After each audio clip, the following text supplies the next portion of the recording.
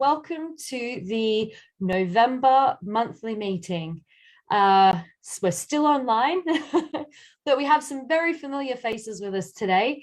We're joined by Camcycle members and current and previous trustees, Martin Lucas Smith and Simon Nuttall.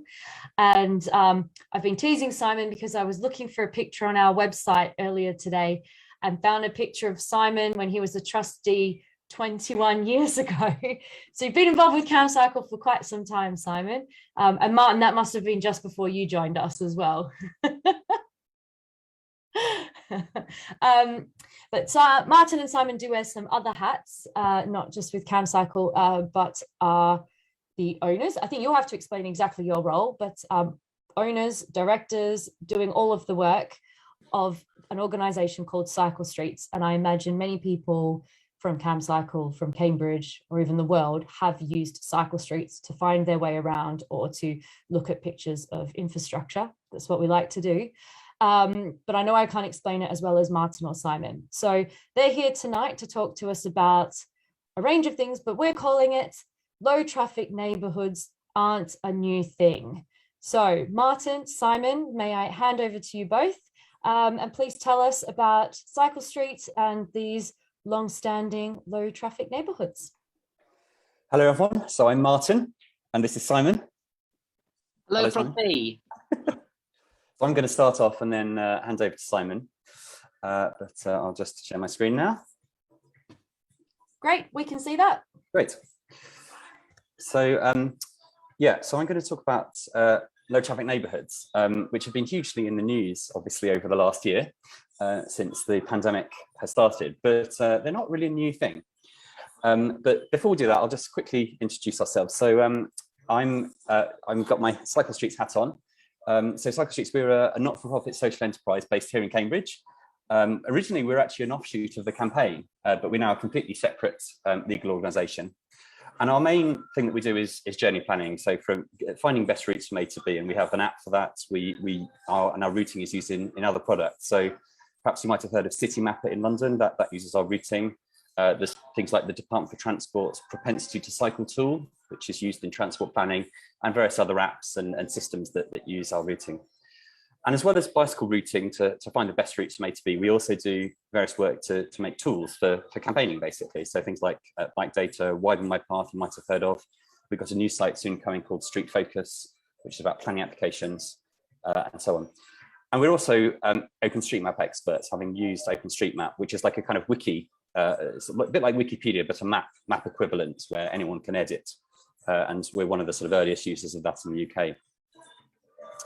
So modal filters, well, firstly, let's just be clear what they are. So modal filters are basically where there's some sort of blockage to cars and general traffic, but which allows cyclists and people cycling and walking to go through. And the result of that is that basically an area becomes more pleasant to cycle, really. And low traffic neighbourhoods are really the collection of streets that can often contain modal filters and which are designed not to be having through traffic. But amazingly, there's no national data on where these are. No one has actually sort of mapped them and said, here's a modal filter. There may be maps in a few places, but certainly not nationally.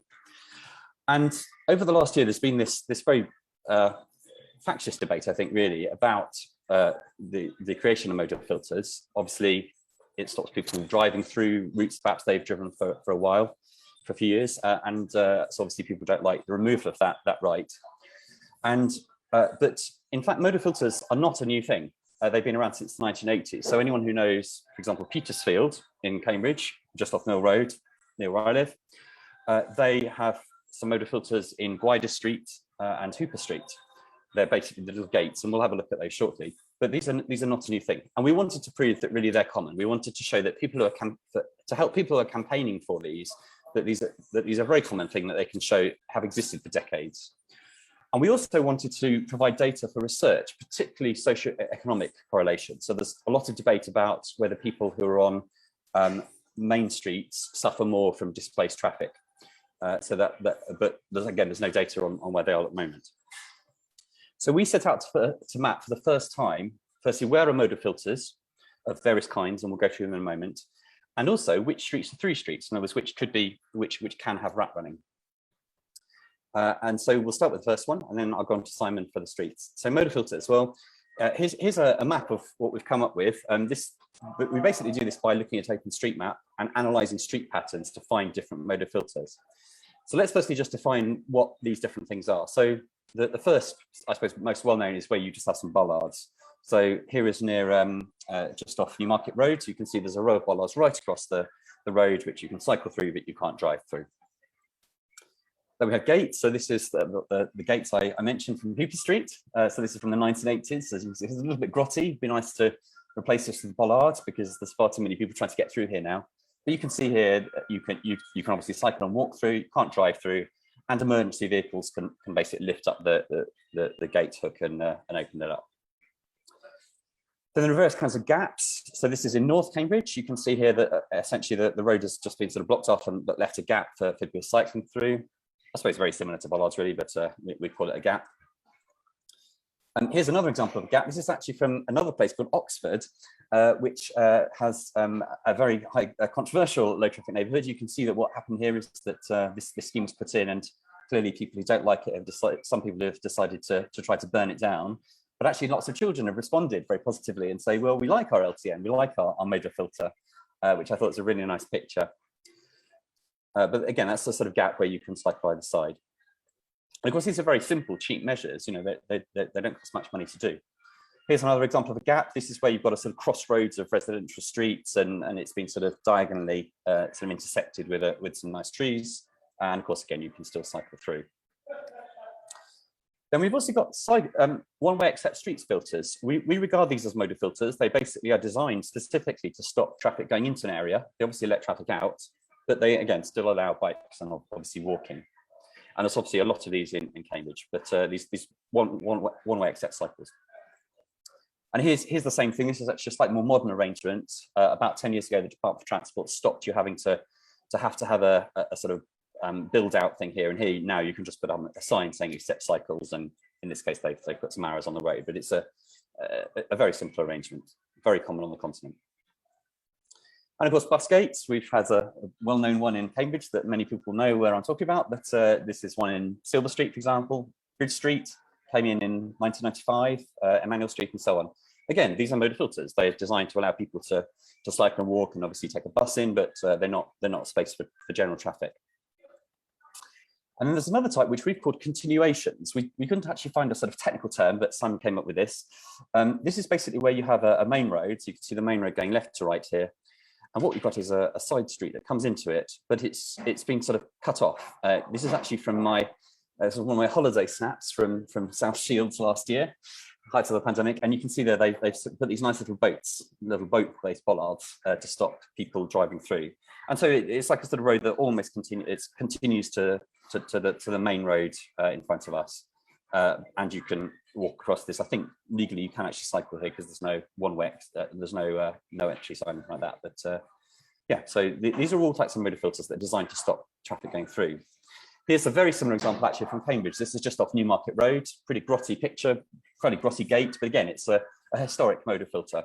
It's a gate that basically has been put in to stop people sort of driving off Newmarket, Elizabeth Way, sorry, and straight into this area. And here's a more modern equivalent. Again, yes, another modal filter type. It's say this is essentially a continuation, but it's been made very pretty. It's probably been community designed. It's got a nice garden and so on. But again, this is designed to fundamentally stop traffic coming into a residential area or leaving it. So what have we done? Well, we've taken each of these different street patterns. I've shown you sort of seven patterns, seven sort of typical arrangements. And what we've done is to convert these to, if you like, a diagram that represent them as basic points and lines. So, you know, a junction with a point in the middle and the lines representing the roads.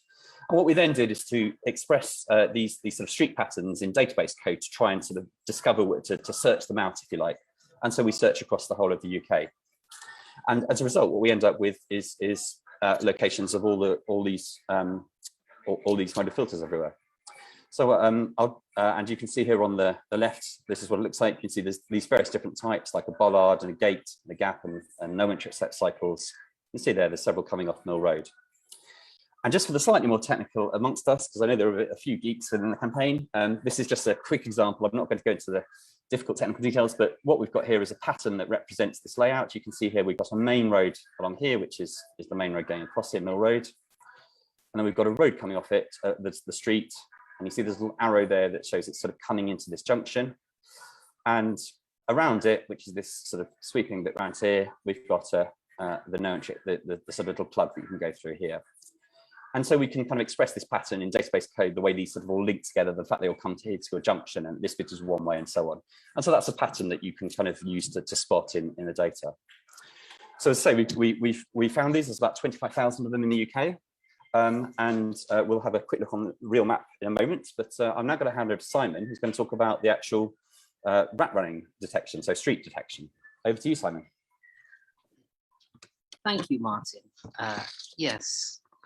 So yeah, Martin's just been explaining how we've used pattern matching technology to look through the maps that we have got for cycle routing to work out where all of the modal filters are across the UK, and you've found lots of different types. Now the question now is what those modal filters tell us is where there are physical barriers or signed prohibitions for general driving. So what we can do is using that information, we can predict what effect that has on traffic and where rat runs occur and where there are where through traffic has been removed. So that knowledge can be used to improve cycle routing. So as Martin has explained, these two black dots on this left-hand side of the map show where the Gwyder Street and Hooper Street have blocked through traffic from Mill Road to the north part of Petersfield. So Martin's just pointing there with the mouse arrow. So if you look on the right-hand side of the map, we've got another map where those two black dots are shown, and the streets around them are coloured bluey green, because our algorithm has detected that you can't drive through along those streets from one of the main roads, such as Mill Road, to any of the other main roads that surround the Petersfield area. So you can't get from Mill Road to the north part of Petersfield through there. But within Petersfield, the red lines that are shown there on New Street, and I think that's Haymarket, Harvest Way. That's what you're pointing there. That's Harvest Way. You can drive from Coldham's Lane down those streets down to East Road, and you can also come out on St Matthew's Road and back down Norfolk Street to a bit further down East Road. So that those red streets are the rat runs, the only rat run that exists in Petersfield, really. So then we'll go to the next slide, please. And so what happens is that when we run our algorithm for whole of Cambridge, you can see the difference between the Petersfield area, which has got lots of bluey green streets in it, compared to the Romsey side of the railway, which has got lots of through roads, because in Romsey, we've got cars can still drive from Coldham's Lane to Mill Road, although there is a bit of a narrow width gap. So although most cars can get through, very big lorries can't. So the question is, how do we take on the modal field data to produce this map? And that's what I'm going to try and explain to you now. On the next slide, please. So here is how we do it. These are 5 little panels which explain the process.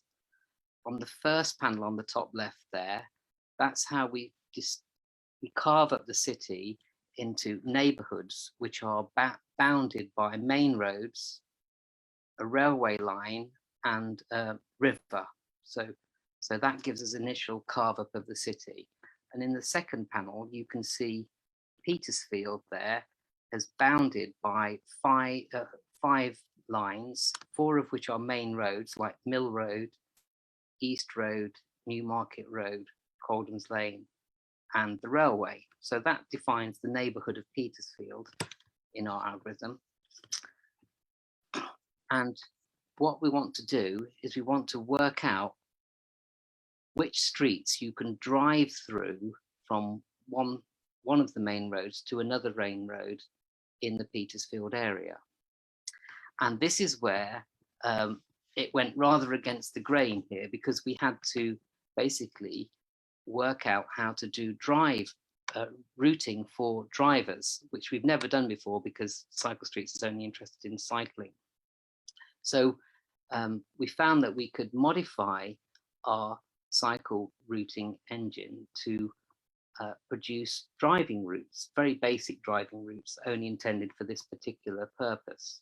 So in panel 3, what I've done there, or what we've done there, is we've enumerated all of the entrances from the main roads into the Petersfield area. So these are all the streets that leave off the main roads and going in towards Petersfield. There's 18 of them, as it turns out. And the idea is to use the driving routing to work out which of these dots you can connect up across Petersfield without going outside. And what we do is we define that what counts as a through route is if you can get from one of the main roads to a different main road. So for instance, on Mill Road there, there's the Gwyder Street at the bottom, number 3. You can actually drive up Gwyder Street, along a bit of Hooper Street, and then back down Kingston Street, back down to number 2. But that doesn't really count as a through route for driving, because you're not really going anywhere. Although driving can do that, it doesn't really count in our characterization. But what does count is a driving route from number 16 down to number 13, for instance. So that is your route via Harvest Way, down New Street and coming out on East Road, or driving down St Matthew's Road and Norfolk Street, coming out at number 12. So our driving simulation runs all of those combinations, and it produces the results shown in panel 4. So we've just eliminated almost all of the roads in Petersfield down to where the rat run is. And what we do in panel 5 is we then colour the streets according to whether they're main roads, as shown as thick grey lines, the rat run as the red line, and there's a bit of the rat run which is actually marked as brown, which is an intentionally similar colour, which is just a rat run with a bit of traffic calming on it. So there is traffic calming on parts of New Street there. And the rest of the streets are bluey green, because you can't those are through streets. So that means that there's a lot less traffic on them because there's no through traffic. So that gives us the map. So if we go to the next slide, please. And here we are. You can see the result of that, as I showed before, the various areas of Cambridge. So we've got the mill just off the Mill Road. So if we go to the next slide, please. This is North Cambridge. So you can see Campkin Road is one, and Roseford Road is there. And you can, so that's the overlay of the streets that our algorithm has found with the modal filters. Right in the middle there, you've actually got George Nuttall Close. No, a bit further up to the right. Yeah, that's George Nuttall Close. That's actually on Downham's Lane, for instance. and that is the bollard that blocks traffic getting from Milton Road through to Camkin Way. So that's an example of how that's worked. The one that Martin was just pointing out previously, that is, well, there's a rat run around that from Hurst Park Avenue, around Lees Road, and back onto Arbury Road. So anyway, so this is the algorithm we wrote, and we've had to tune it a bit and make adjustments, but broadly we think it's now finding all where the rat runs are. So if you go to the next slide, please, we can show, this is the Newtown part of Cambridge. And this, prior to the pandemic, this was an area which was dominated by through traffic going from Hills Road down to Trumpington Road, along Bateman Street there, for instance. And the pandemic put all these black dots, which were the planters, along Panton Street. And we can see that the result of that is to change those streets in Newtown from red into green. And so it's much nicer for cycling now. And at long last, we've actually got Panton Street converted to two-way cycling as a result of this exercise, which I'm very, very pleased about. Okay. Yeah, I think that's go to the next slide, please. And I'll hand back to Martin. Thank you, Simon. So just the last few slides before we finish. So this is actually from Oxford. I think that no presentation about Cambridge should ever not reference Oxford. And this, and we gave a similar talk to them a few weeks ago. And very interestingly, I think this shows that the way that these two data sets, the modal filters and the rat running streets, correlate quite nicely. So you can see in this area of Oxford, they've clearly added lots of modal filters over the years, and as a result, all of these kind of areas are basically green. You can't go through them. Yeah, up here, basically there's no modal filters, and so the whole area is red. And indeed, they said to me, yes, that's the area they're working on to improve. So I think this data should be very powerful to prove to residents of neighbouring areas that yes, this is the problem you've got, and we've solved it here. Why don't we get it in our area? So I thought it's just a really good example in Oxford. So just to finish off, just a few bits. So as I say, we're using OpenStreetMap data. We've had some various grants, including the Rhys Jeffreys Road Foundation, which we're very grateful for. And the analysis covers the UK and Ireland. We've got an online map, which we can go to in a moment, but I'll just put the link in the chat in a sec. There's a public data interface, which enables people easily to embed this in other websites. And we're also planning downloads for GIS professionals, so councils who might want to sort of take it and put it in their systems. We're also planning to go statistics by city and ward, so per population, how many people have got, or per area, how many modal filters are there, what percentage of streets are potential rat runs or not. We've had some initial media coverage in the Guardian. This was from Bike is Best, Adam Tranter. I don't know if you've heard of that, but as it says, it shows that there are a hell of a lot of these around already. They're nothing new. They're very common, and so the sort of debate that's currently happening is really quite manufactured, in my view. So the next thing we're going to do is we're very much keen to get feedback, and we're obviously seeking funding to develop the analysis more, to improve it, to add more street patterns, and to improve the rat run analysis, to add more heuristics. And we think in terms of impact, this really proves that they are widespread. It's very clear as soon as you look at the map, you can see these across the country everywhere. We think this backs up infrastructure and advocacy work. We know we've heard from some officers and councils that this will be helpful for them. We think it will provide an evidence-based link to social demographics. So Rachel Aldred in London, I think, is interested in taking this data and linking it to social demographic information, particularly those on people living on main roads. Are they substantially poorer or richer or whatever? And also, as Simon said, we'd like to use this to improve the quality of borough and cycle routing in that areas that are more likely to have rut runs are likely to have more traffic. So I'll just put in the chat if I can work out how to do this on Zoom, the a link which you can use to browse the map yourself.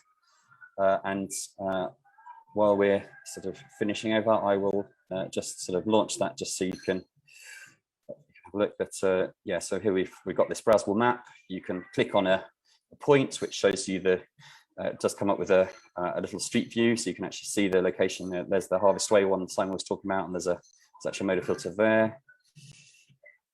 And so you can see both the modal filters, and then there's the separate layer which is for the actual streets themselves. And again, everything's sort of clickable, and you can browse around and have a play. You can give feedback on any of them. So for example, if you found some sort of modal filter that actually is wrong, because occasionally we do find some that are not quite modal filters, you can give feedback there. Or you can actually right click, control click on a map, and basically say there should be one that we've missed. I would love to be able to right click and say there's one here on Mill Road, but sadly that's been disappeared. Anyway, we hope this is going to be useful data, and any questions, I suppose. Thank you so much, Martin and Simon.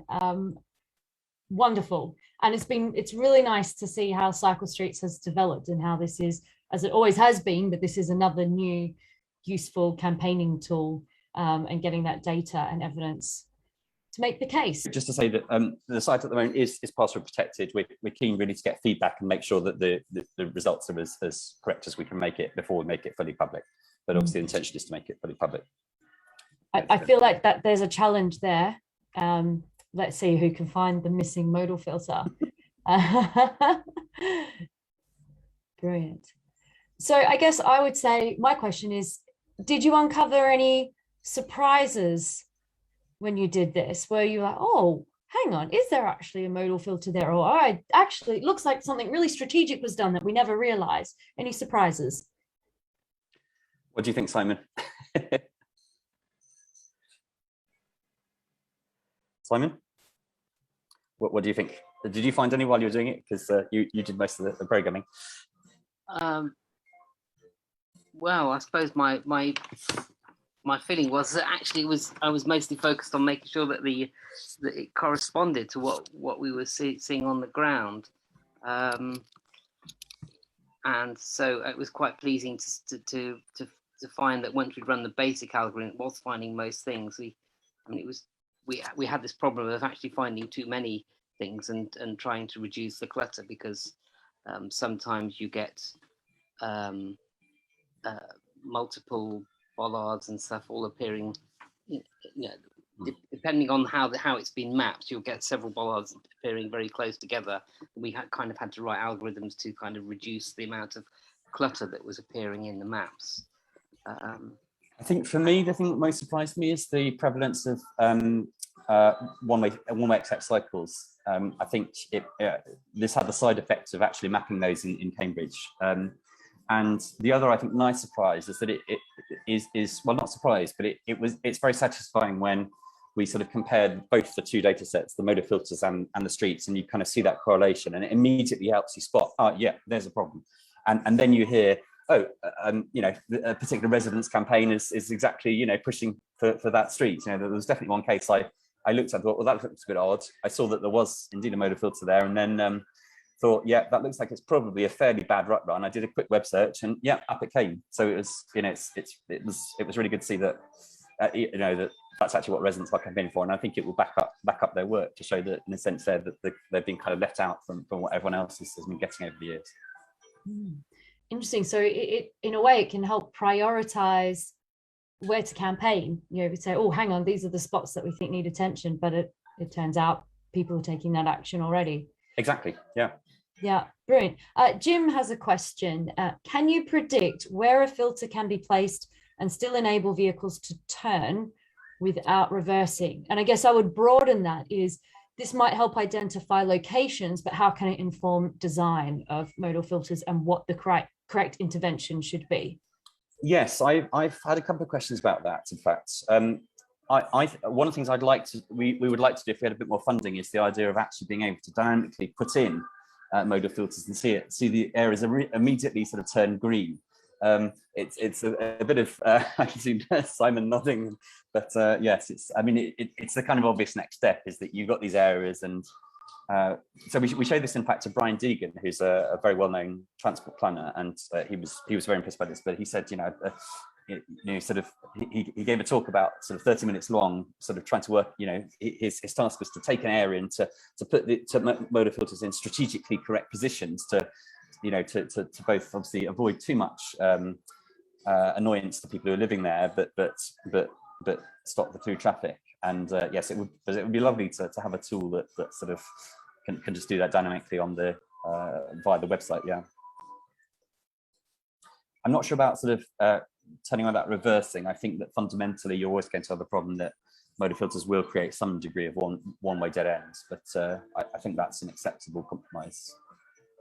There's a lovely post on Twitter from Lindsay who says, who gives us a picture of the Argyle Street modal filter at the end of that, and she says, "It's been there as long as I've lived, 24 years, and no one cares now. They whinged a bit at first, apparently, but it was a rat run. Everyone was cutting through." And I think that's the point, is that once these go in, they become basically fairly uncontroversial in most cases. I've never met a single person who has argued to me that, for example, that the Gwydir Street and Hooper Street modal filters should be taken out. They completely transform the area for what must have been £20,000 or something like that. They completely make the whole area very walkable and cyclable. They reduce the noise and so on. And in general, what they do is to remove the overall volume of traffic. There's a fantastic graph from the Department for Transport, which I really should actually add to these slides, which shows that from about 2008, when sat-navs came in, there was a sudden increase, and there has been ever since, in vehicles sort of spilling into minor roads. Because what used to be only something that a taxi driver knew, a complicated maneuver through local streets, became something that everyone knew, because the sat-nav says you can save 10 seconds by going through this area rather than sticking to the main road. So, modal filters are really a sort of just a pulling back 10 years to where we used to be, really. Controversial question for you then. Do you think there would ever be a situation where your analysis might show that there's a location where a filter should come out? And I'm guessing perhaps it's if it was to introduce a more robust scheme for the area. But do you think that could ever be a situation? I think it's important that transport planners do continue to review schemes and to improve all the time. I mean, some of the filters were put in decades ago, and it's clear that, as we, for example, found in North Cambridge, that there is one there, but an adjacent street doesn't have the same protection. So, there's maybe an argument for saying, well, is that filter maybe in the right place? Could we adjust its position, take out the existing one, but still keep the same effects of having, of not having traffic through? What do you think, Simon? Well, I suppose it's really for other people to make the case about that. We're the work we've done is really focused on actually just identifying where the systems are at the moment. I think not really sure what to say about that. Just throwing a controversial one in there for you, Simon. I know you like those. We've got some comments coming through. So Paul says, nice work, and suggests that Garden Walk or Bateson Road might be a rat run to Victoria Road. So there's yes, that's what we're showing. We do indeed show that. That shows it up in red, and looks like a bit of traffic coming. But yes, that is a rat run. So where should we put the modal filter to improve that situation?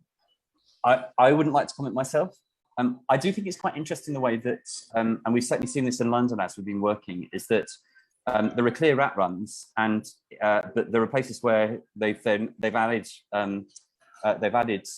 traffic calming, but it's clear that actually now traffic calming isn't enough. So the level of traffic that existed pre-sat-nav era was sufficient that you could calm the traffic by putting some humps in or whatever. But actually now that we're seeing that some areas are not enough, and actually you need to do the full hog of putting a modal filter. But yes, that has indeed spotted that one. Thank you, Paul. Yeah, and well, the problem on Garden Walk actually is that it is actually two-way for cycling, and it's quite a narrow road, but they allow car parking on one side, and the car parking switches from one side to another. So cyclists going up it are met with vehicles, and there's quite a lot of confrontation there. I think the signage is in that street is pretty poor for the drivers to remind them that cyclists can actually go both ways in that street. But yeah, that's a slightly different problem to modal filtering. So we've got some great comments coming through. So one of our attendees lives on Garden Walk, Githa, and says, it's a big issue here on Garden Walk. There is a school at one end and a nursery at the other end, and every day is challenging. So modal filter here, please. So Githa asks, how do we apply for a modal filter, please? But I guess I would also say, is this another layer where can Cyclestreets look at what is on those streets to perhaps make a case? So schools, I imagine, are key areas where modal filters should be prioritized because of the people who need to travel on that road. So can we add that level of analysis? And do we have any advice for people who want to apply for modal filters? So once this data has been sort of through the current feedback phase, we plan to put this into our main website called Bike Data. And one of the things there that we could add, for example, is a points of interest layer where you could, for example, click on schools, and then you could see both what you're seeing now, the modal filters in streets, and then see, well, are they near schools, and sort of mix and match the information together to make that case. This is very much a tool that we think helps inform debate. It helps campaigning. It obviously doesn't solve the problem in itself, but it provides that information that amazing campaigners like Lillian and others can use to show decision makers and indeed the general public that there is a problem. Yeah, excellent. Right, bear with me. Lots of comments coming through. I need to work through them. So we've got one from our Anna. I've noticed that many modal filters in North Cambridge are missing from the map, such as the link from Eastfield to Warren Road. Do you think this is because it was perhaps originally a pedestrian only filter? Okay, I'm just trying to field. So we've, while Simon's just looking for that, we've had to try to be very honest with ourselves as to things that were genuinely modal filters that are designed to stop through traffic and perhaps did have it, versus things that are merely walking links between housing estates. And one of the difficulties we faced during the whole development period is actually disambiguating these two things because they look very similar on the map. So there may be cases that we've missed. I would encourage people to give feedback. As I say, you can just right click on the map to show them. And yes, I can see that from Warren Road to Eastfield, it does look like there was some kind of cut through.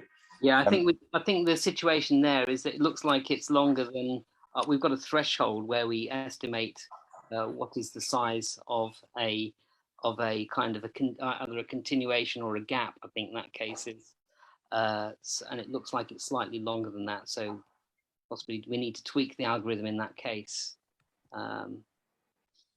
Yeah, so please do give feedback, but we're continually tweaking the algorithm. Yeah, so this looking on Street View, so this actually shows that, and I would say I'm not very convinced that actually that is something that it originally would have been driven through. To me, that looks a little bit more like a path between two different areas. But there may well be local knowledge that knows otherwise. But I can see, for example, that there are. It's an edge case, isn't it? Really. It's an edge case, yeah. But I think, for example, there are clearly hedges here, which suggests that the properties were actually quite close, meaning that probably you could never have driven through that in the first place. So again, I'd welcome the feedback from Anna more definitely. But it's that kind of thing that we've been cautious to avoid making too. To avoid putting those in, because I think a lot of people say, well, these are just two housing areas that happen to have a little walkway through them. They were never designed for traffic to come through in the first place. However, they are good examples of when we are designing, because ideally when we do new developments, we should be designing with those filters already to make sure active travel options are the most direct options. So they are still good examples to help influence future developments, but yes, perhaps needing a different way to show them. Yes, and that is a very good point, that this display does not show, it does not indicate necessarily that a housing layout is good practice, because you can have a lot of the sort of Barratt home style sprawl, as I call it, across the countryside, which are in a sense low traffic neighbourhoods. They don't have any through traffic, they drive in, but they're basically long-winded sort of cul-de-sacs and dead ends, which have very poor permeability. So you do need to look at this map in the context of, well, actually, is the estate as a whole permeable for walking and cycling? And that would be something we'd love to add, but that's a whole nother kind of kettle of fish to analyze as to, you know, is an estate actually essentially good, does it have good permeability? So this is not a permeability map. This is essentially a traffic a car permeability rather than a cycle permeability map. Come on, Martin, you've got plenty of time to do that. If we've got some funding, we can spend another few months doing that as well, but yes. I think this is actually ties in really well to a question that Wookie has asked, which is, or a comment is, he presumes that you don't have dates on these filters, and it might be interesting to plot filters by dates, because it's probably lumpy and it relates to other events, but that perhaps shows those historical waves or when developments came along. But I know that collectively there are filters where even in Camcycle, we don't know when they were put in. We've lost that memory. But Martin, what is it? And Simon, what are your thoughts on the timing of when these interventions were put in? Let's go first, Simon. I've got some comments there. Yeah, well, it would certainly help us understand, as we say there, we found 25,000 of these things. It would, and it's sketchy, isn't it? When these things and all there's no kind of memory in the national data sets of recording where things are. Like there is no national data set of where the LTNs are. So there's information on where all the individual pieces of bollards and gaps have been put, but no actual map, because people haven't, it hasn't been recognised as how strategically important it is from promoting walking and cycling, these features. So I suppose this is a realisation that we do need that historical perspective on it. Yes, I mean, I think there were modal filters back into the 1920s. There's cases in Ireland where there's photographs where you have a sort of tree-lined avenue and the trees go across a bit like a modern continuation type. But yeah, sadly, OpenStreetMap doesn't have the dates of these. That is something we've been asked several times. Actually, can we plot the rise of these over time? I mean, there's been 100 added in London, in 100 low-traffic neighbourhoods added in London in the last year. But yeah, there's no data.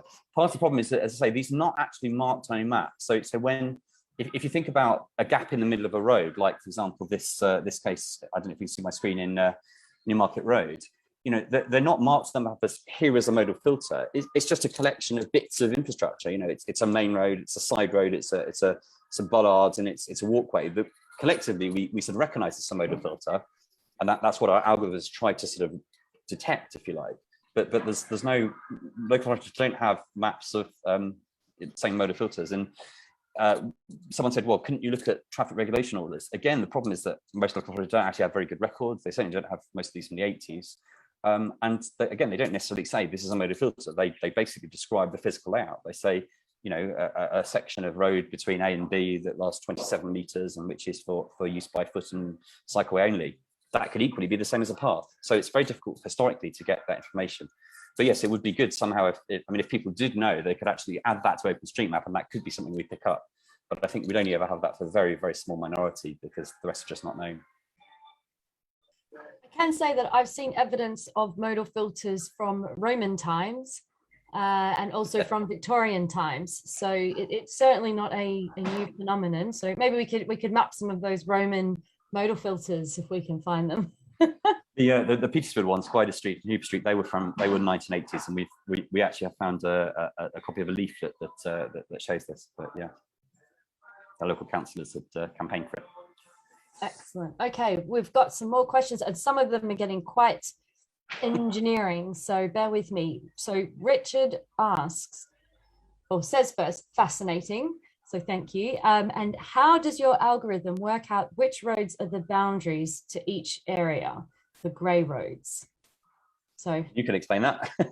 Okay, well, Simon. Well, in the data we use to generate our maps comes from OpenStreetMap, and OpenStreetMap tags in OpenStreetMap you can describe roads as various types of roads. So for instance, the highway there, Martin's pointing out highway primary, East Road is a primary road.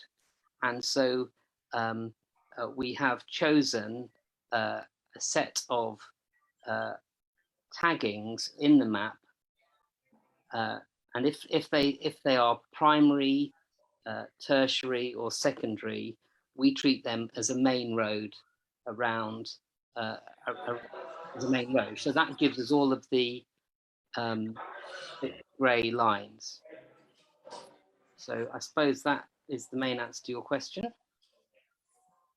Yeah. Interestingly, increasingly in London, we're seeing that tertiary roads are starting to see modal filters. So in other words, roads that are, reasonably big, but that are still, regarded as essentially residential. So that's one thing we need to start to adjust. I mean, the most high-profile one, for example, in Dublin, over in Ireland, that is actually on a tertiary road. Mill Road is actually another example here. That's a tertiary road. Okay, well, we've touched on Mill Road, so I'm going to ask Susan's question. So Susan says that she's dreading the closure of Coldham's Lane Bridge, which is just something that's being consulted on at this point. Can you use your map to show where displaced traffic will go with and without the Mill Road Bridge modal filter, if that was to return? I think the answer is no, because we're looking at where rat running actually can take place. I mean, in theory, if Coldham's Lane were demoted from its current status, which I think is tertiary, but it's not totally clear, then I suppose it would start to see a different colour. But really, I mean, these are more detailed transport planning arguments, I think, and the Highway Authority will be doing that modelling, I would have thought, and that would be as part of their consultation. This tool doesn't really kind of do that kind of level of traffic modelling that I think the questioner is asking. We could see that obviously if it did change, then we could see what the rat runs would be afterwards. So in fact, just trying to think about it, yes, if that became, well, I suppose that if it was done at the bridge, so there would be, well, in fact, we'd have to change our algorithm, because we don't treat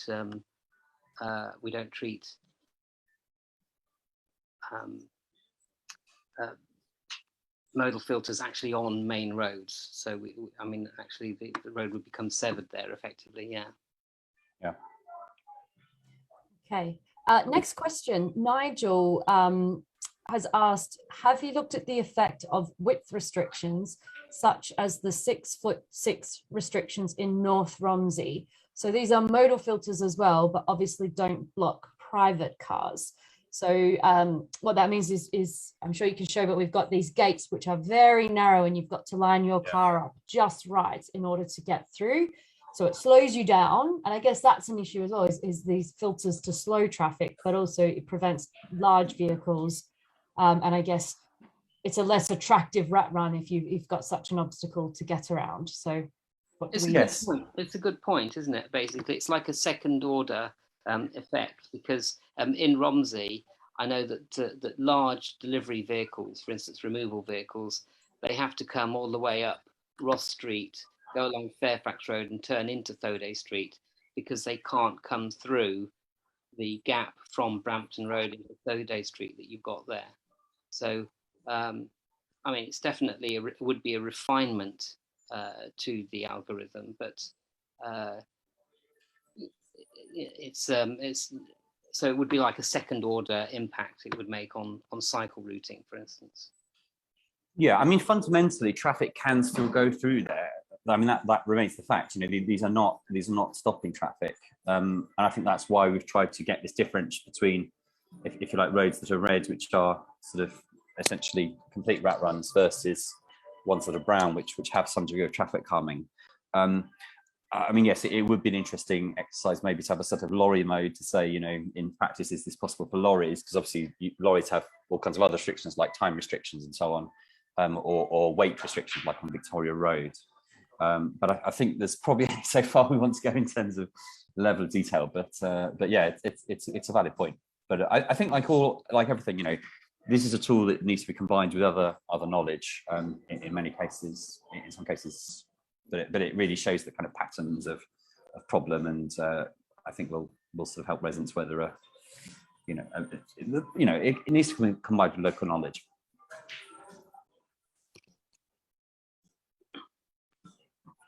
I've got two questions that relate to each other. So we've got Andrew. Andrew is clearly having a good look at the map, so he's found some glitches, but we'll come back to those. Andrew says, your algorithm looks great for identifying potential rat runs. Presumably not all of these are actual rat runs if there isn't much traffic wanting to go that way, or the made roads are rarely jammed. Can you combine with traffic data to further highlight problem rat runs? That ties in with Paul's question, I think, which says we need to balance inconvenience for locals of preventing access to their street from different directions versus reducing rat running. Is there any public data on traffic flows that could indicate rat running, or are surveys the only solution? So I think that latter point is exactly the debate that's happening around the UK, is, you know, where is that balance, you know, between the convenience that residents have of having to, you know, to have to go out one particular direction to a main road. So for example, in Petersfield, you know, if you live on this side of the east, you have to drive through Mill Road. On the other hand, if you live on the north side, then you essentially go via East Road and Coldham's Lane. In terms of actual, you know, is there actually rat running? There is no national data on this. Probably the only people who've got it are possibly Waze, straight Google, and they have proprietary data which they won't give away. So what we're showing is what is possible to rat run, not that there's an actual rat run. One of the things that we want to do with the analysis is to improve the heuristic. So for example, you could have a scenario where you have an extremely long road that essentially saves you, you know, a very short distance, like, you know, if there was from East Road, say, to Mill Road, you know, if you had some sort of long road that went all the way around here, in practice, no one's going to do that. And we do actually already have a heuristic which sort of sets a ratio between them. But it's something we'd like to develop. I think overall the level of accuracy I would say is, I think modal filters, we're sort of about 90% accurate now, and in terms of the streets analysis, the rat runs, I would say somewhere between 70 to 80%. So there's still work to be done. This is very much still work in progress, and that's hence why we're asking for feedback. But yes, in general, unfortunately, there is no such data. It has to be done on a heuristic and analytical method, which is what we've done. There is traffic data for A roads and B roads, but that's as far as the Department of Transport actually goes. Thank you. All right, we've got a few more comments coming through, but I think some of them we're getting into some nitpicking glitches, which I would say, if I don't get onto your comments, make sure you get those through to Martin or Simon, or if you're not sure, email them to Camcycle. We'll forward that on. So Andrew says, really good bit of work, though I think maybe I found a glitch near Trumpington Park and Ride and Waitrose, which is shown as a rat run when in fact it's closed to all traffic except buses or authorized vehicles. So that's an interesting one. That's very likely just to be a problem in OpenStreetMap. So perhaps again, if you can just send us feedback, you can use the feedback. There's also one at the bottom. And we'll have a look at that, but I suspect that's just a missing bit of data in OpenStreetMap. Yeah. Lillian wants to know, would Histon Road, Huntingdon Road, Oxford Road, Windsor Road area in the north be considered for LTNs? Thanks, Lillian. Let's have a look and see what the analysis suggests.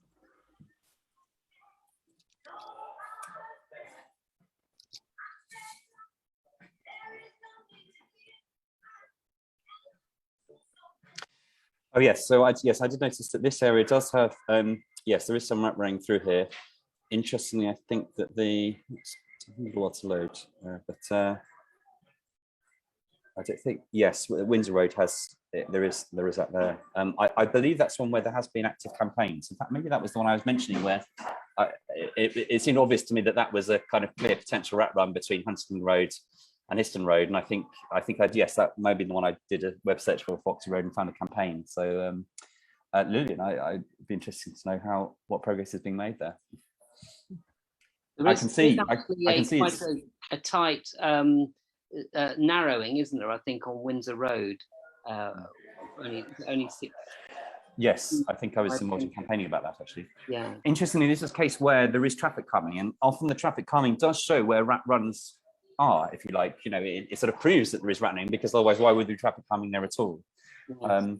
And I think it's, as I say earlier, these are cases which are becoming not a sufficient a mechanism to deter traffic as traffic has grown constantly over the last decade or two.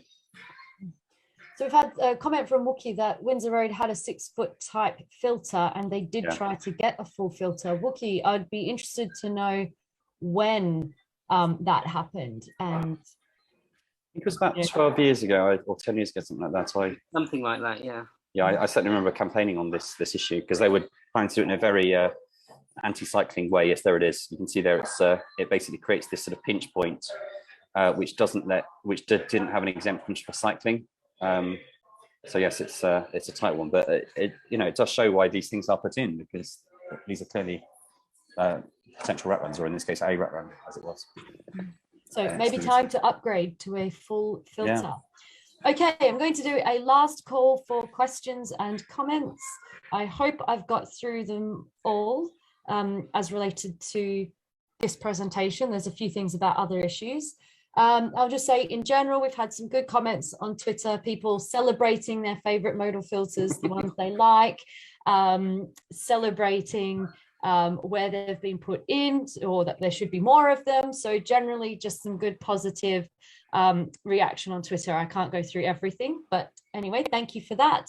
And we've had some thank yous for answering the questions and a bit of enthusiasm for the permeability piece. So it looks like that's your next grant application there. if that person can help us find funding, we are a not-for-profit organisation, and but these things do take a lot of time to do. If there is anyone out there who's good at fundraising or knows people who can help fund that kind of work, we'd really love to hear from you, because these are hopefully tools that lots of people will use and to back up their own campaigning. So yeah, we'd love to really help with that. Brilliant. And I would say that, of course, please provide your feedback, as Martin and Simon have shown, but also you can use Cyclescape, which is Camcycle's discussion forum for members, to really get in and have a conversation about anywhere you think there should be a modal filter. So I'm seeing some ideas and things coming through. We won't go through all of them now, but you can go onto Cyclescape. If you can't work it out, send us an email, we'll help you. And let's get that discussion going, and we can start planning those campaigns to get more modal filters put in. Excellent. Yeah. I think that I shall call that. You've done a great job.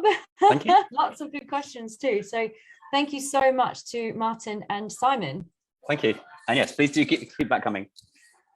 Now, Martin and Simon, I'm assuming that you are going to stick around for the rest of the meeting. And what I might do, I might just keep you here as panelists anyway, because if yes, I will now take off my Cycle Street hat and put my Camcycle hat on, which are two completely different organisations.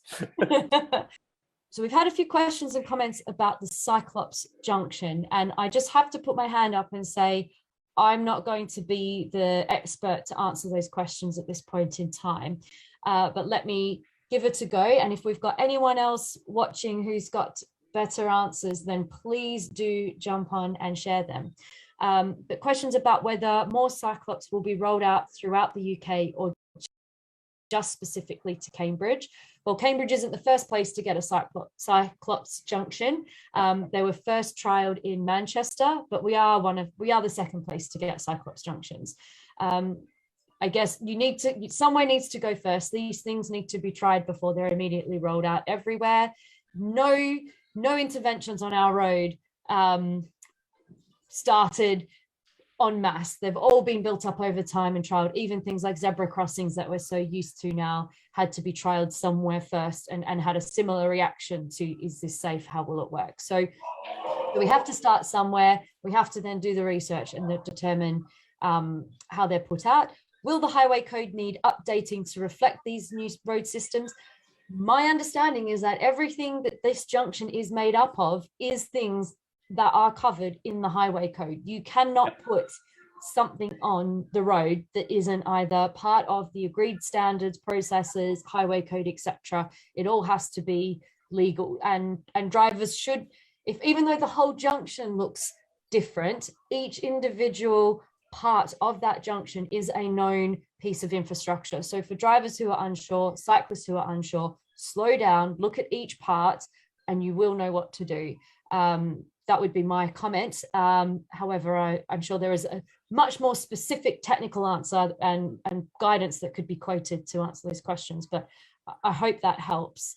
I think I've covered the general questions. If you've got any others, please jump on and ask them, but I will put my presentation on now. Yeah, I mean, that junction fundamentally is like any other. You know, it has lights, it has a white stop line, it has dashed, you know, give way things. There's nothing fundamentally different there. Any motorist should be familiar with all of those elements. Right. Well, we've already had Martin's talk, so I'm not going to talk about low traffic neighbourhoods. Excellent. What I will start with is our Global Day of Action for Climate Justice. So in case you have missed the news, there's a very big event happening up in Scotland all about climate action. And I'm sure most of us here have probably got a dose of skepticism, but we must get our decision makers to listen. So there are organisations from all across Cambridge getting involved in a climate justice march. But of course, we're a cycling campaign, so we want to showcase the role that bikes of all sizes, shapes and functionality will play in reducing our carbon emissions. So we will be doing a bike ride, and there's a hot topic following on from Motor Filters about Mill Road. So we're going to cycle down Mill Road before we join the march. So please join us. We need really solid numbers so that we make a mark, but also so that we can be safe, and we'll be riding like a bus down Mill Road before we join the march in town. So if you'd like to take part, please join us at 11 a.m. or from 11 a.m. at the Romsey Recreation Ground on Vinery Road. We'll be departing at noon, but that gives us some time on Romsey Rec to attach flags, banners, posters safely, of course, to our bikes or to ourselves before we do our ride. We will be departing at noon and we will be getting onto Mill Road, and we'll be riding like a bus in a very solid formation, taking the whole lane at a nice slow pace. So we need lots of people to make that happen. We'll get to town because it does take us some time. We'll be a bit slow, but around 1 p.m. We'll be joining the march in town. You're welcome to join, stay, leave. We'll take part in the march by wheeling our bikes, pushing them if we can. And then we'll be on Parker's Piece with all the other people, all the other protesters. We'll hopefully be able to set up our stall bike. And if we're still there at 3 p.m, we shall join in the sounding of the alarm by ringing our bicycle bells on Parker's Piece. So please join us, bring your climate posters, bring whatever you need to make your point to these politicians, because cycling really isn't on their agenda as much as it should be. And also, if you can help be one of our marshals and you're a confident cyclist who can help keep everybody together, please get in touch, because we could do with a few more marshals. That's this Saturday, 11 a.m. on Romsey Rec. Hope to see you there. We've got another event coming up. We've penciled this one in the diary, and we hope we'll make it happen if we get some volunteers involved. And that is our winter lights, or our festive lights bike ride. We've penciled in Saturday, the 20th of November, around 5 p.m. Very family-friendly event. And we'll do a tour around town. We might do 2 laps so that we can look at all of the Christmas lights or the winter lights that are on display. But of course, we are also part of the display, and we really encourage everybody to decorate their bikes themselves, put on a costume, put on the fairy lights, and let's make it ourselves a wonderful parade around town to have a bit of fun, because you know what, it's been a long time. We deserve to do something really fun, and it does sound like we won't be able to have an in-person indoor social. So let's keep moving, keep socializing, and have our winter lights ride. If you'd like to get involved to help us organize that, please send a message. But we've done this before in February as part of the Illuminate Festival. We're going to move it now to December, and it was really great fun. We made a fantastic spectacle, and we're really excited to do this again. And we've heard we might even have a Santa with a cargo bike. So let's see if we can get Santa to join us. Another date for your diary is the Camcycle AGM. And I've put a picture there of our in-person AGM, but sadly this year or next year, we still need to keep to online. It's just not, we're just not in a position where we can include everybody if we did do something indoors. And also there's just too high a risk of us having to cancel it. So we'll be online. It worked really well last year. So we shall be running it exactly the same way. So save Saturday, the 22nd of January. We'll run it from 2 p.m. to 5 p.m. It's essential that you register, and we'll be emailing out the link so that you can do that. And we are in the very final stages of confirming a really exciting speaker who's been doing some really great stuff to promote how the bicycle is best. So stay tuned when we confirm those details. And we really hope you can all join us for the AGM in January. That said, I really hope our next AGM is in person. We're talking about AGMs, and actually this week is Trustees Week. So we are celebrating our wonderful and committed trustees. We certainly couldn't do this without you. And we've got here a lovely quote from one of our newer trustees, Alessandra. Being a Camcycle trustee is an enriching experience. It provides both personal growth and a great sense of community. So if you would like to be part of that experience, support Camcycle, and we'll also support you, please do get in touch. We're really looking to, as always, increase our diversity. We definitely need to see some more women. We need to see some people from different communities. So please do get in touch if you're interested. And you don't be afraid if you're not sure you know the ins and outs of modal filters like Martin has shown us. You don't need to know that. Don't worry if you don't know all how to interpret a profit and loss statement or a budget. These things aren't important. We have training, we have support. We need people who bring different perspectives. It's really important. If we all have the same experience and the same qualifications and the same perspective, we're not challenging ourselves and we miss things. So really do get in touch, even if you're just curious, and we'll have a chat about it. And I can see Martin's unmuted. So Martin, would you like to share something? Yes, I was just going to reiterate that point that to be a trustee, the most important thing is that you want to help improve the organisation and that you have enthusiasm. It doesn't matter if you don't have much experience. Even if you think you couldn't do it, I guarantee you could. You could. There are lots of ways in which you can help as a trustee. And as Roxanne said, we provided training. We really want to see a good, really diverse range of people, because that helps our campaigning be more effective. The closer we are to lots of different communities, the more effective and that we can be to make sure that cycling meets the needs of lots of different people. So please consider getting involved. Even if you think you couldn't do it, I guarantee you could do, and you'd be very welcome. We'd really love to hear from you. Absolutely. And we can do all sorts of things to get you started. Or if you're curious, you can join a trustee meeting and just see what it's like before you commit. And even if now isn't the right time, because we have trustee elections coming up, we have the ability to co-opt people. So if you're not sure for January, but maybe by June you think you'll be ready, still get in touch and we can have that conversation. But we're very accommodating. We'll do what we can. But also thank you so much to our existing trustees. It's Trustees Week, and I can tell you right now, you've done a fabulous job helping us through the pandemic.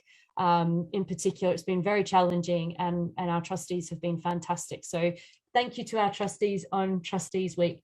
And sorry if I'm sometimes too difficult and challenging, but that's how we get there. Right. We're talking about supporting and joining Camcycle. Well, we have some news. We have a new team member. And sadly, she's so new, we haven't got a photo of her yet.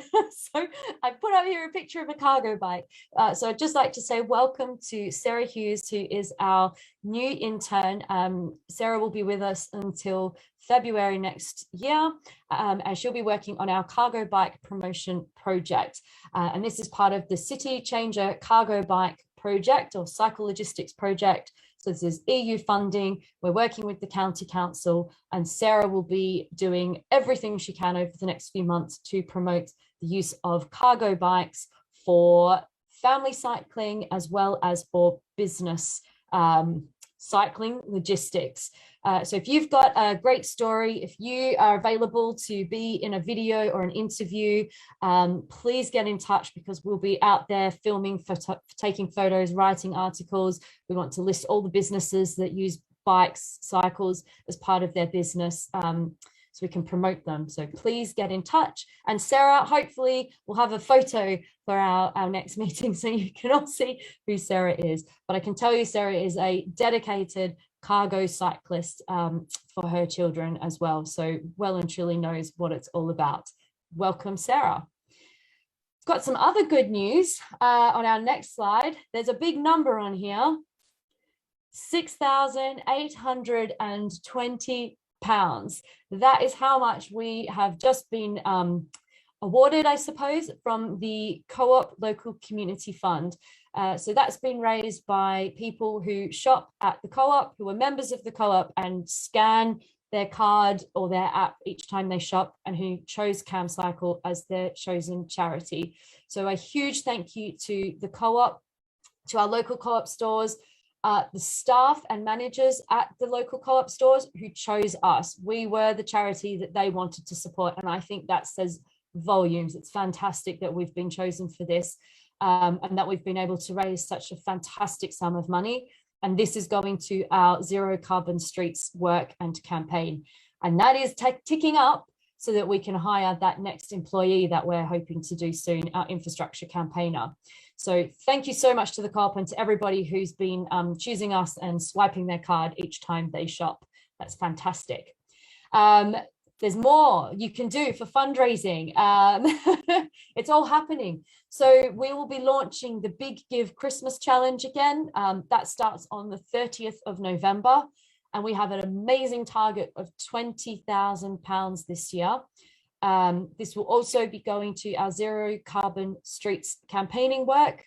We raised just about this much last year. This is our biggest, best fundraising campaign that we do every year. It works really well for us. So put that date in your diary. We already have £10,000 pledged to match the various donations that will come through in that week in the lead up to Christmas. So if you're thinking of a donation, that is the time to make it, and your donation will be doubled. We also have coming up the Big Give Green Match Fund. We did that for the first time this year in early spring, and it went fantastically well, and they're running the campaign again this year. So hopefully, if our application is successful, we will be participating in the Big Give Green Match Fund next year. And if you would like to be a pledger, so if you've got a larger donation that you've been thinking of making, you can get in touch and we can have a conversation about how you could be one of those pledgers who matches the donations that come in throughout the fund. So please get in touch. On fundraising, I tell you, I've had lots of people asking about making donations to Camcycle lately, and I guess that says something about the work that we're doing. We're really inspiring people. And by request, we have updated our donation form so that you can set up regular monthly donations. So if that's something you've thought of doing, you know, I think the tagline is, for the cost of a coffee each month, you can support Camcycle. But if that's something you're interested in, you can now go onto our donate form. It's camcycle.org.uk/donate. And you could set up a regular monthly donation. Of course, you're very welcome to just get in touch, send us an email if you want to discuss any other arrangements. I'm sure we can make it happen. But again, thank you to all the amazing people, the people who are pledging to match donations, the people who've been to the Co-op, the people who make donations regularly, ad hoc. And even if you don't, your support is still the most important thing. So thank you everybody for a fantastic month of fundraising. So what does all that fundraising do? Well, it supports our campaigning. And I tell you what, there's a few big slides about campaigning coming up. The Highways Committee, or the Highways and Transport Committee meeting, is on Thursday. It's in Alconbury, and Anna and I are making a point. We are going to catch the bus there. It's going to take us a while, but we're going in person. We have to see what that journey is like to the new County Council head office. And at the Highways Committee, there's a lot on the agenda. Firstly, and most, I suppose, in the most high profile item is the Mill Road Experimental Traffic Regulation Order. So over the pandemic, we had a modal filter on Mill Road, and a fairly poor consultation about whether people wanted to see it remain, change, etc. And then we know that at a recent Highways Committee, the vote was to remove the filter, but there was a promise to consult. And I guess the thing was missing is perhaps a promise to consult in a timely manner. What is now being proposed at this committee is that this consultation now be taken from the County Council and put into the Greater Cambridgeshire Partnership over general consultation about city access. So this is a decision that councillors will be making at the Highways Committee. We'll be there, we'll be asking questions, we'll be asking at least some commitment to a robust and timely consultation. We need to get on with this. Other items on the agenda, bear with me, I'm just bringing up the page. There's a lot. We've got the general city access items. You have to bear with me, everybody. As I said, my laptop is absolutely churning and I don't want to put my foot in it. I can't bring up the link, but no, here it is. Sorry, everyone. Right. So there's the overall collaboration about city access with the Greater Cambridgeshire Partnership. That includes Mill Road, but we've also got questions about other consultations about the Active Travel Fund. You know, there's been a lot that's happened over the pandemic and communities aren't getting feedback on what's going on. We need to see the evidence of these consultations, the plans for what's happening going forward. We've also got schemes where we're not getting enough information across the county. This isn't just a Cambridge issue. So we want to see what additional experimental schemes are coming. You know, there's real pressure on the county because we know that the mayor of the Cambridgeshire and Peterborough Combined Authority met with the Transport Secretary and was told that active travel funding was at risk because the work wasn't being done to do proper consultations and be robust in making these decisions to keep filters in. So if we're not doing the work, if we're not showing progress, there is a risk of losing that funding. So we really want to see some commitment that if this is being handed to the GCP, that the work is going to be done. We've also got asking questions or commenting at the Highways Committee about the Tranche 1 experimental traffic orders in other locations. So again, we're looking for those metrics, we're looking for the consultation, and also we're really pushing that these measures are made permanent. So for the schemes that aren't going to the GCP, we want to see some permanence, some feedback. There's also issues about traffic management. We've also got items about the A428 Black Cat to Caxton Gilbert Development Consent Order. I will admit I'm not informed about that one, but our members are. That was a real mouthful, and what I suggest you do is go and take a look at Cyclescape, where there's lots of information about what we're planning to ask, the pressure we need to put on the Highways Committee, and what happens next. But I think that's more than enough for a monthly meeting right now. What else is happening? We have the Local Transport and Connectivity Plan from the Cambridgeshire and Peterborough Combined Authority. This has just been announced. We haven't had time to dig into this yet, so please do take a look at the website, get onto Cyclescape and help us go through what's being proposed and help us form our response. The combined authority is essentially asking what we think about their transport vision, their aims, and what we think about transport issues in the area.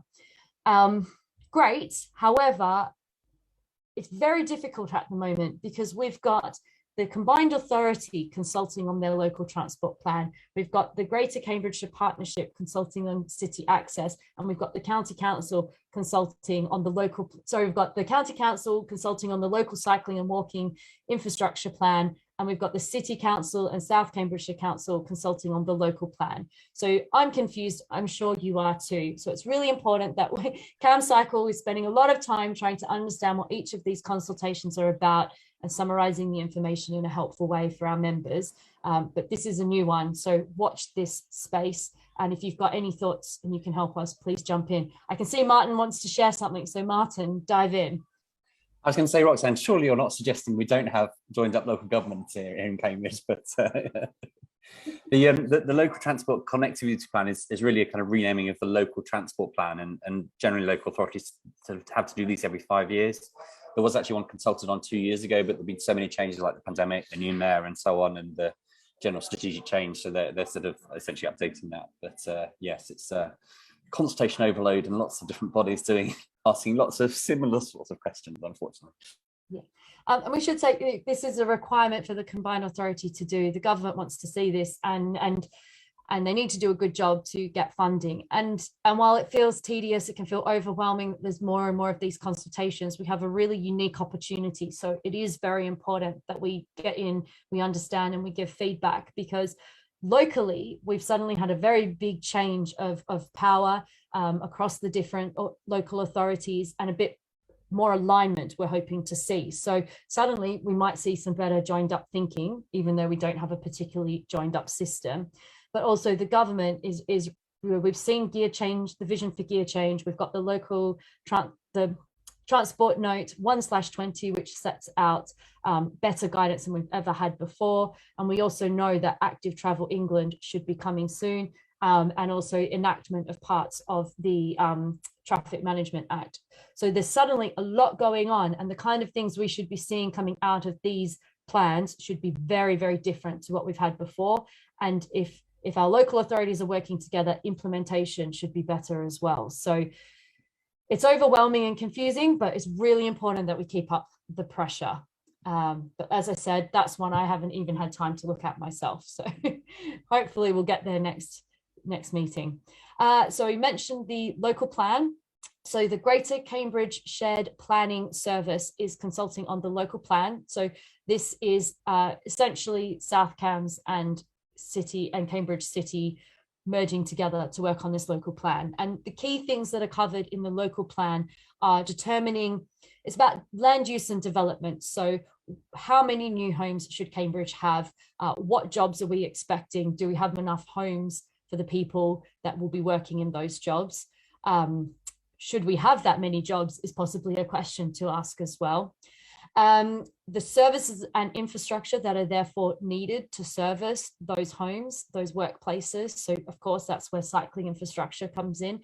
We need to make sure that's being planned and that those cycling connections are in before the development is in. And also where that development should happen, and where development shouldn't happen. So you can follow the link I've put up on the screen, or join our conversation on Camcycle. We'll be working out what our response is. But there's a lot of consultation events. You can speak with people in the council if you want to understand more. So do go and take a look at their website and see if you can join one of their webinars or have a conversation. I can see that Andrew said, what's the best way to send feedback? I'm assuming that's for the previous slide. So you can see the link there, tinyurl.com/transport plan 2021. Then I've got the link here for the local plan, tinyurl.com/local plan 2021. And do keep an eye on your newsletters that we email out to you, because you'll be getting plenty and plenty of information about these in the coming weeks. I think it's worth noting, Roxanne, of course, that we as an organisation don't have any view on the principle of development. That's really for other organisations. All we're really doing is analyse, if development were to go ahead, how should cycling be included? But we have very clear policy about you know, it's not for us to say whether there should or shouldn't be development in the area. Yeah, absolutely. However, I do know that there'll be lots of people, there's a lot of other issues in the local plan, so we'll help you with the cycling part, but if anyone wants to make comments about other issues, you can do so of your own accord. So then we also mentioned the city access consultation from Greater Cambridge Partnership. This isn't live at the moment, but we're expecting this to come soon, so keep an eye out. I've managed to do a copy and paste error and give you 2 Cyclescape threads instead of the website for Greater Cambridge Partnership. But if you Google Greater Cambridge Partnership City Access, you will find that link straight away. And you can also join in our conversation on, I believe it's the bottom of these Cyclescape threads. But watch this space. This city access consultation will be coming out soon. Renamed yet again. I don't know how many names this work has had over the years, but now I think it's going to be called Making Connections. So watch this space and let's see what the GCP has in store for us. Right, other things to keep an eye out. The Eastern Access consultation is coming our way. So watch out for this with the Greater Cambridge Partnership. And likewise, we're having discussions about that on Cyclescape. Right, I don't want to click the next slide, but we must talk about this. We've had a horrendous month for people cycling in our region. I'm sorry, I'm really emotional about this because in all my years with Camcycle, I've never experienced so many people dying while cycling. So we had a death in Huntingdon just yesterday. A few days ago, a woman died on the Cambridge busway, the south section, reported as a pedestrian official in the media, but I've had a number of reports say that was a cyclist. So we're trying to find that out. Either way, just horrendous. We had a young woman, Anna Garrett Quinton, die at the Adam Brooks roundabout, hit by a petrol lorry. We had just a little while before that, another serious injury on another junction. I mean, I know there are more. It's been awful. So we've now started putting ghost bikes where there have been deaths of cyclists, and the first one was for Anna. And we weren't sure, but we just felt that we had to do something. And the response has just been overwhelmingly that this was the right thing to do. So we've put this here for Anna. We'll do this wherever we can for anyone else who is killed when cycling. I hope we never have to do it again. We've also started a petition about our need for safer junctions. I've got the link on the following slide. So please do sign our petition. We must make our roads safer for people cycling. This just cannot continue. We'll start with junctions, but we know they're not the only place where these things happen. We need to be pushing for people to drive more safely because it's just been some shocking driving as well. And this is why, the work that Martin is doing to get us these quiet back streets, anything we can do to not have to deal with junctions like the Adam Brooks junction, or to make the junction safe, like the Dutch roundabout, like the Cyclops junction. This is the work we have to be doing. So I will also say we have been contacted by Anna's family. They've been really appreciative of the memorial, the bike that we've put there. So just our heart just goes out to them and to everybody else this month who's been injured or killed, or to be frank, ever on Camcycle's, on Cambridge's roads. Martin, did you want to say something? Yes, I was just going to say actually that last week the Department for Transport issued their annual update of road collisions around the UK. Cyclestreets, we've added to our bike data website that data, so you can actually see the collisions that happened in 2020, and it's very saddening just constantly to see in particular areas that a constant stream of collisions happening, and it really underscores the need for improvement. I mean, Law Road is a great example. It's been in the top 10 cluster sites for the last, for ages. But yeah, these roundabouts, that was a roundabout that we campaigned on only a few years ago. So yes, it's extremely sad.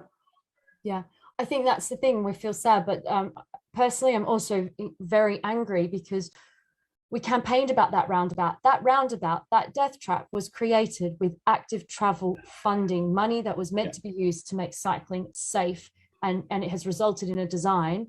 And we don't know the specifics of what happened, but we do know that the infrastructure there was appalling, and it felt almost inevitable that something like this would happen. And to know that we campaigned, we said it was wrong, and it was still put in, and that it was cycling money used for it is it just makes us so mad. And likewise, the woman who died on the busway, someone died there 2 years ago. There was a petition to reduce the speed of the buses there. 4,000 people signed it, and the county didn't reduce the speed to 20 miles per hour. So to see that people have been pointing this out, have been asking for action, and we have been ignored, it makes you feel very, very mad. But we must channel that into productive campaigning. But just our condolences, I think, to everybody who knew these people.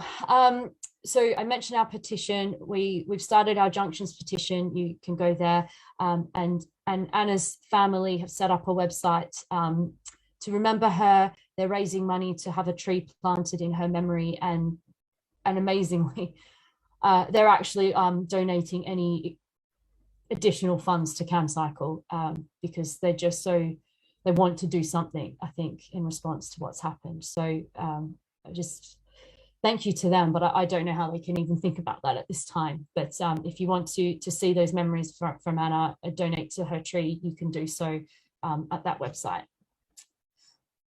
So we talked about the bad junctions. Let's touch on the better junctions. So we now have the Histon Road and Gilbert Road Cyclops junction. It is open. I believe this is the third junction of this type in the UK. The first two were installed in Manchester. And this is the type of junction that we need to see that creates protected space and protected time for people cycling and walking, so they can navigate safely through the junction without that risk of, or with a significantly reduced risk of interaction with cars or the people driving those cars. So we've got a blog post on our website if you're intrigued about how it works, and I think we'll be updating people as it settles in, and no doubt plenty of people from Camcycle have been out doing multiple trips around the roundabout just to see what it's like. So do go and check that out. It is now open. Tell you what would like to be open, the Chisholm Trail. We're nearly there. And so I've just taken a few pictures for our members. Thank you, Simon. I've got one of your pictures on here. Very good to see that the temporary railings that were on the cattle grid for the jetty under the bridge have now been replaced. And we're also now seeing work on Fen Road to create a safer crossing and some safe space off the road, so that people can make that very frequent journey to the train station, Cambridgeshire Station. So the work started a week late. Let's see if it finishes on time. That would be nice. But yes, the Chisholm Trail is coming, and we're expecting mid-December. We'll keep you informed, and we are preemptively organising a Chisholm Trail opening celebration. We don't know the date, but we're going to have everything else planned and ready to go, so that we can just turn the event on as soon as we know we're good to go. So I think, Roxanne, we need one of those countdown timers on our website, don't we, really? So we need a countdown timer, but we don't know when the end point is, so we'll be going into negative time, I imagine. Could be, yeah. But yes, and I believe there's some other ideas. Inevitably there'll be a lot of celebrating of the Chisholm Trail, but I hope we just get informed in time to make something happen. We're also, just a reminder that our Camcycle member survey is open until the 5th of November. So you've got a few days. Please do respond. It's really important. This really does help us think about what to prioritize for our work, its influences, what the magazine looks like, what we put in it. But also it's really helpful for fundraising. We can use this in grants to say, here's what our members appreciate about what we do. So please do fill that out. It's really helpful. We really do take quite a lot of notice of what our members put in that survey. After all, we are here to represent you. We've got our lovely recent edition of the magazine, and just a little nudge that our deadline for content for our winter edition of Camcycle is fast approaching. It's Friday. So if you've had a burning idea for something you want in there, get it in quick. We cannot delay this edition. We've got a hard deadline of AGM notification in there. So please do send in anything if you were planning to. Friendly reminder, the clocks have changed. Make sure you put your bike lights on. Sure, I don't need to tell anyone from Camcycle. And if you feel you need to tell anyone about bike lights, cycling safely, or keeping your bike safe, just a reminder, we've got these great resources that we can send out to bike shops, schools, workplaces, etc. So do get in touch if you would like some of those. Digital versions are all available on our website, and you are free to print and poster and put out there if you need. Right. Are there any last minute comments or questions? Have I forgotten anything? Have you got a burning thing you'd wish to share? Because I'm about to close the November meeting. It's been a big one.